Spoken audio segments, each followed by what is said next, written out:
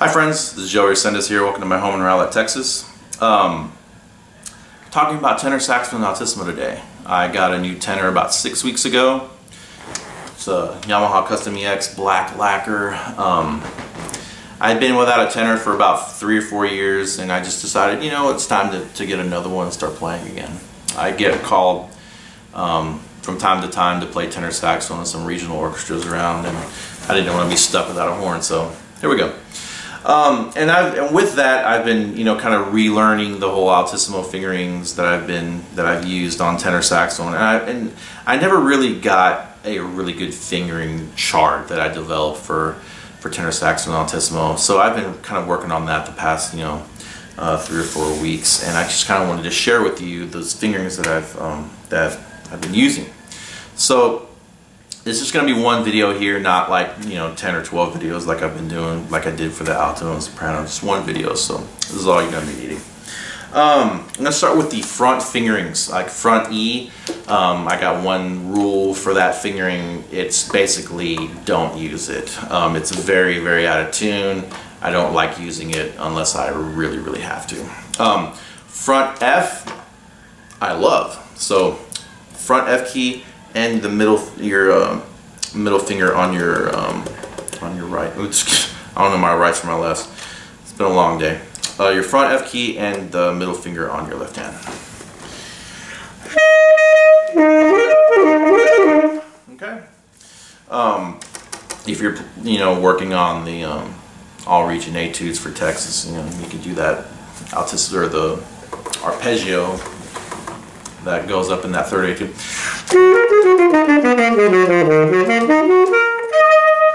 Use that front F finger, works really well. For high F sharp, you can add your high F sharp key to that fingering I just showed you. Pretty simple. Another way to finger that note is, you know, on alto you can just simply add the side D flat key, but on tenor you have to add your index finger as well because it's so stinking flat. So you gotta add, you know, B flat and your index finger. Okay. For high G, there's a really, really slick fingering you can use. Just finger a high B like you're playing a B right above the staff, and you can just add your high F sharp key to that note, and that will produce a high G, Altissimo G. Okay. Another fingering that I use, I try to use all the time, is simply the octave key. Everything's with the octave key in the Altissimo register. Octave key and your front F key. That's it. It's a little unstable, but if you practice it and you can nail that fingering, it's really, really, really useful.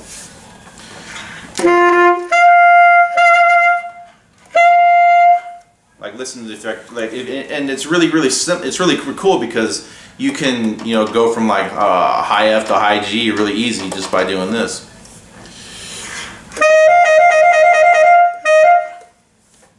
Pretty slick. For G sharp, I used, in the alto videos I did, there was an anchor that I used a lot, which is your pointer finger in your right hand and the side B flat and side C key. So put the side of your finger in the crack between the side B flat and side C, so that you're pressing both of those down, and push down your index finger in your right hand as well. That coupled with the octave key and the first finger will produce a pretty good G sharp. However, if you're not careful, you're not very, very well supported, you will produce kind of an undertone if you're not careful. So if you're not careful, this is what I'm talking. You'll kind of drop into that undertone. Now, to eliminate that, you can add to that fingering your third finger. So basically you're just changing the octave pips from up here to the neck to down here in the body.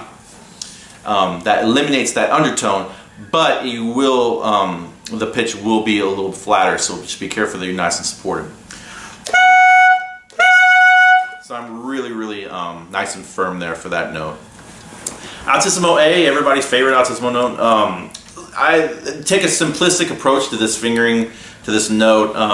Octave key, second and third finger, and push down. I push down the side C key in addition to that. Now another great fingering for Altissimo A is to finger a like a middle D, like a fourth line D with the octave key, and then just lift up your first finger. So like finger a D, whoop, and then lift up your top finger. Really solid fingering for there.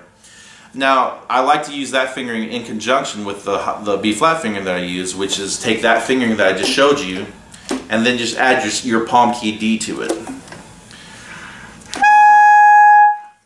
Really solid B flat. That's pretty much the only finger I use there.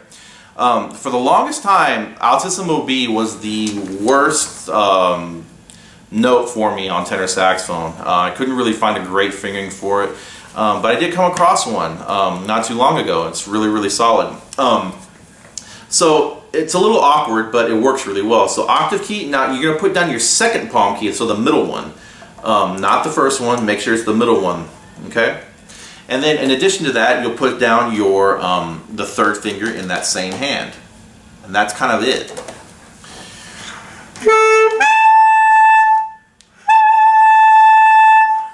It's a little resistant, but if you just blow a little bit and voice it, it will come out very nice. Okay, now for high C, Altissimo C, I do first finger, third finger, and in my left hand, and then my first finger in my left. I'm sorry, 1, 3 in the left hand, first finger in the right hand, plus the side B flat key. Okay.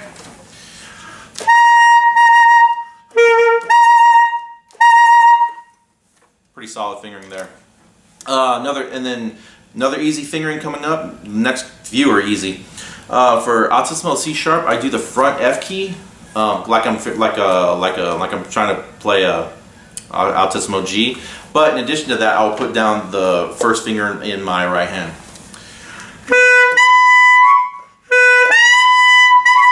Sorry for the scoop. Okay, and then for D, you just lift off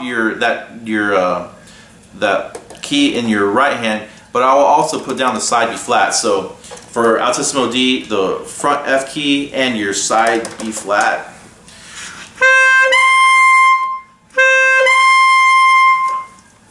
Pretty solid. For the high E flat, I like to use my alto fingering. It's a little awkward, but works. So do that same kind of anchor, first finger, and bottom two side keys, and then in my left hand I'll do the second and third finger. It's like my Altissimo A fingering for alto. Sorry for the squeak. Another good way to finger that is just to simply finger a high F sharp on the tenor saxophone, like you're playing, you know, high F sharp in the palm keys. Sorry. Same thing for the Altissimo D. You can just finger a high F. That will produce an Altissimo D as well. It's called overblowing sixths. If you don't have Dr. Rousseau's book High Tones, go get it. It's a big old long chapter on overblowing sixths and how that works. So that's basically what's going on there. Okay, and then going up to Altissimo E, this is the fingering that I use on alto. It's only the octave key in my left hand, and then my right hand I'm going to put down my first finger, third finger, and the E flat key. Why it works better with the E flat key, who knows.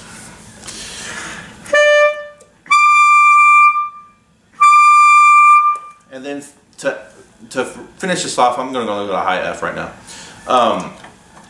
To go up to high F, you just add your first and third finger in your left hand to that E flat, that E fingering that I just showed you. So for high F, it's 1, 3, first and third finger in your right hand as well, plus the E flat key on the bottom.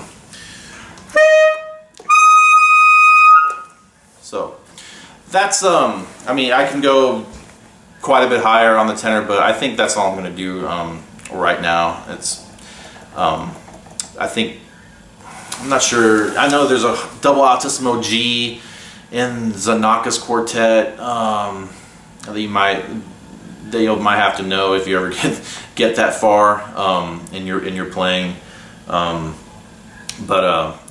let's just stick with high F right now.